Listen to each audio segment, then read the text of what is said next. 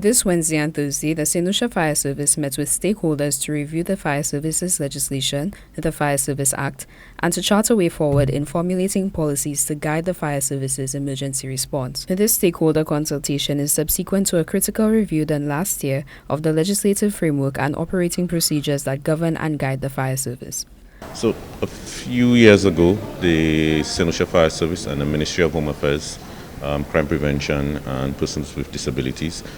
formed a committee to look over the legal instruments and policies of the Saint Lucia Fire Service. Part of our mandate was to review the Fire Service Act and other policies that currently exist. In that process, we recognized that there are a number of stakeholder agencies, the majority of them are here today, that needed to be involved as we we moved forward. The Saint Lucia Fire Service is 50 years and our act is that old and has not had an active review for that period of time. So as we move forward in reviewing our act, setting policies that would assist the act,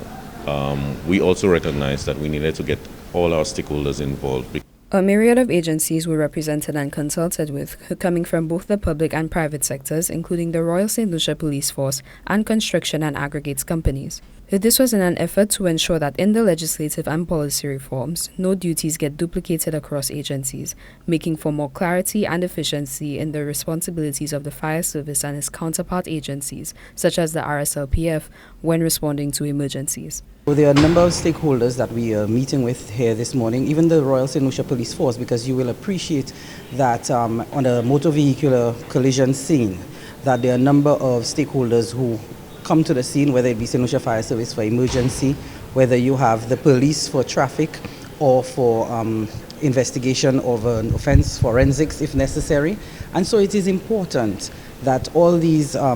agencies are able to collaborate effectively, they're able to speak to each other, they're able to understand the legal framework within which they carry out their duties in an effort to ensure that there's smooth processing of scenes and that we can give efficient service to the citizens of Saint Lucia. The Saint Lucia Fire Service is proud to be conducting these consultations in an effort to have a more robust and comprehensive legal framework to serve the Saint Lucian citizenry.